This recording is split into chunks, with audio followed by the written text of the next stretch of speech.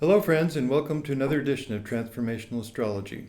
I'm Henry Seltzer, and we want to talk about the full moon eclipse that's coming up on Monday right away. It is exciting. It is the first eclipse of the 2024 year. It will be followed by an amazing April 8th solar eclipse that really features Chiron, so that's of interest even now as we think about that coming up. And of course, the April month has Mercury retrograde, so we have a lot of things going on, including quite a few outer planet combinations in this full moon eclipse. So let's concentrate on that. And let's go ahead and look at the chart, bringing it up right now. So here we go. It's on the usual natural cycle of using the Aries house, using the natural houses starting with Aries for the first house, second house, etc., because we don't know what time it will be. Here in the West Coast, it turns out to be Sagittarius rising. This is the rising point in the TimePassages software. So you can tell by clicking on it. It tells you a little bit about the ascendant as if it was a natal chart, of course. And we do have also a very tight coordination of just a few planets here between, the normal planets, not including the moon, are all in this little tight group here. So that's called a fan, with Pluto in the lead and the moon is the focus. And that's not counting these new planets. This is Makemake, this is Haumea. Eris is the other brand new planet that we feature in the TimePassages software. We have interpretations for all of them. I'm really been excited about my research there. I wrote the book, The 10th Planet, about Eris. And then the logical thing was these other two planets, Makemake and Haumea, were also named officially as planets, a type of planet, as dwarf planets, by the IAU. So that became, at that point, that the Eris book came out, and I was really convinced at that point that Eris was very important in charts, feminine warrior for soul intention. And we can talk about that some more as we get into looking at these configurations. But just to say, I realized that Haumea and Makemake were also likely to be important in charts, being officially named as astronomical planets by the IAU, and they only picked a few of them. The four largest objects in the Kuiper belt are Pluto, Eris, and then also Haumea and Makemake. So that's why we concentrate on these, and I've been able to suss out the meaning. After looking at hundreds of charts, I'm really pretty clear on the meaning, and I'm writing the follow-up book to the 10th Planet is coming out hopefully in the spring of 2025. So to get a look at these actual chart configurations, one thing for this full moon eclipse, and of course the eclipse, you can see how close the sun is to the north node, and that it's not totally close, but it's 10 degrees close, and that's what makes it an eclipse, because the north node and the south node, that's the point where the moon's orbit around the Earth as a plane intersects with the plane of the sun's orbit around the Earth's orbit around the sun, so that, which is the plane of the ecliptic. So those 2 points where the moon's orbit intersects with the plane of the ecliptic, in the ascending node, which is going north, and then the descending node south, in terms of earthly north and south, that is how we define the nodes, and the nodes are very important. They keep moving backwards. We use the true node in TimePassages software, but that's an option you can set. Just to give you a really quick thing on that, you can go to preferences.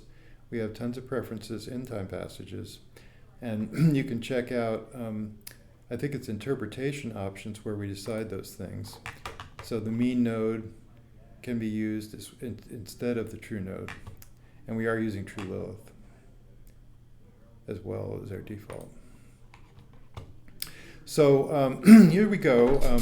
Let's look at this chart. And one thing that we notice right away is that the moon, I'm sorry, that's the sun. The sun is very close in a certain way to Neptune. And in fact, Neptune being within 3 degrees of the cusp, that's another option in the TimePassages software, to use a 3-degree house margin, which is sometimes called the 3-degree rule or the 5-degree rule even. Putting the planet in the house where it's conjunct the house cusp is an important technique that a lot of astrologers favor, and you can set that back to 0, and then it'll show up where This is the tick mark here, if you can see it, right before the ascendant, where the actual 27.5 mark of Pisces is right there. But we put it in the first house because being within 3 degrees of that cusp, even in the whole sign houses, that is something you can do, and it just makes it a little bit more accurate that because it's conjunct, this was a natal chart, for example, because it's conjunct the ascendant of the natal chart, it really is a first house element. You know, that person is a very Neptunian person. And by extension, in this Aries sun, we have a presence of Neptune that is close enough to the sign of Aries so that it really kind of participates. Even though it's not in Aries, it's rather in Pisces, where it belongs, where it rules. It's a ruler of Pisces. So just to say, the other thing that's quite interesting here is if you look at the midpoint of Neptune and the Sun, it comes out to 1 degree of Aries. And that's something you can also see in the TimePassages software. I'll just show you that really quick. You can get to the midpoints as a report, including Arabic part and fixed stars and Sabian symbols as well, for that matter. But in the midpoints, if we look at the Sun with Neptune, looking right here at the beginning, Sun, Neptune, 1 Aries 23. So that's helpful to know because guess what? 1 Pisces 47, 1 Aquarius 45. These are all very close when you count the midpoint here to each other, bringing Pluto even more into prominence. I mean, it is in a prominent position in Aquarius because it just entered Aquarius, and we have to be aware of that. But this full moon actually does have a certain amount of agency with Pluto. We also have, of course, the fact that Mars is very close to the same degree of Pisces, so semi-sextile. And we also have the ongoing square between Haumea and Pluto, which has been featured in many of the new moons, not so much lately, but when the new moon was close to the 1st degree, which was in February a year ago, was when we started seeing the prominence of this square. And this square is very close, only 10 minutes of a degree off in this particular full moon eclipse chart, so that you can get an idea, and the fact that it connects to, as I say, the Neptune Sun midpoint and also Mars connect to this square. I think it's very important in terms of mundane astrology right now to realize that actually Haumea stands for telling the truth. It stands for right action, right relationship, and truth-telling, as does Maki Maki. They both have that nature component to them. According to the mythology of their naming and according to also the research I have done over and over again, with Haumea being more the relaxed, just philosophical connection to nature and to telling the truth. Though these people always tell the truth. It's funny, you see it prominent in a chart and you ask them about it and they say, yeah, it gets me in trouble sometimes. I have to tell the truth. And meanwhile, Maki Maki is all about that as well, but with a more activist or pragmatic agenda, wanting to see something happen, wanting to see a change happen. So you might think it goes along with the deities in a certain regard, because this is the feminine goddess, creation goddess of the the creation goddess of the Hawaii people is what Haumea represents. And the creation god of the Rapa Nui is what Maki Maki represents. So looking at these as both indigenous and also as involved with nature in the mythology of their naming and the mythology of the actual goddess and god that they represent in the various mythologies, which are, of course, indigenous mythologies. That was my starting point, and then I confirmed it with so much research, environmental activists, people that just love nature, people that are committed to more spiritual endeavor, also to spiritual explorations, like the psychedelic explorers, all have prominent Haumea and Maki Maki. So it's very interesting, the research that I've been doing there.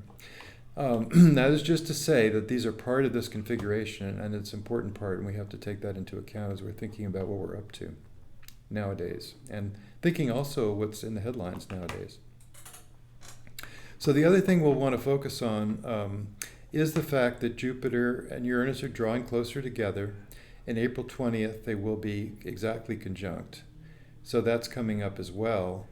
And we do have a very close connection to Uranus in this full moon, because 5 degrees, guess what? That's 45 degrees away. 15 degrees more would be 20 degrees of Aries, and then another 30 to get you to 20 degrees of Taurus. So it's really quite close, just a few minutes off of a perfect semi-square from the Sun to Uranus and a perfect sesquiquadrate from the Moon. And these are all also indicated, of course, in the time passages. You can click on that Moon sesquiquadrate to Uranus and see what that would look like in a natal chart. And what we'd want to say now is that there is a prominence to Uranus, and there is a prominence to Pluto, and as well a prominence to Neptune. You have this midpoint that I mentioned, and also the other thing is, and we can look at the Time Passages software to see this in a couple of ways, there is a declinational aspect, that is to say a parallel or a contraparallel aspect between Sun and Neptune, and I'll just show you that by right-click. So you can see that it does say not only a contraparallel between the Sun and Moon, but also between the Sun and Neptune. And if we were to right-click on Neptune, this is 2 degrees, 2 minutes. Right-click on Neptune, 2 degrees, 2 minutes. So we have to the minute the same, they're opposite, so the same contraparallel, same degree of above and below the celestial equator. So we have the declinations matching, which is like a minor conjunction. So it does bring this conjunction closer. And I bring that up because it's important to recognize that we have a strong Neptune in this full moon configuration when we look sort of under the covers, when we look at the parallels and the contraparallels. And you can see these also in Time Passages if you display the aspect list, the aspect grid, because it does show not only the opposition that's right there, exact opposition, but this exact contraparallel as well. Oh, I'm sorry, that's with the Sun and Moon, and then with the with the Sun and Neptune, of course, we would look out here to where Neptune is the contraparallel, and that's the exact contraparallel.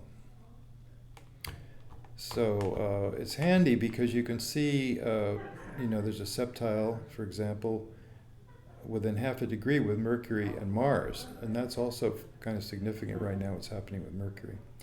And then the contraparallel is there as well within half a degree. So it's good summary to see all these things put together. We use CP for the contraparallel, P for the parallel. They really mean about the same thing, which is why they're so similar, these symbols. So we will want to take a look at Mercury, which is conjunct and forming to Eris right now. So that brings Mercury out. In a natal chart, if you see Mercury like this with Eris, they have a strong mental component. They may very well be a writer or a public speaker.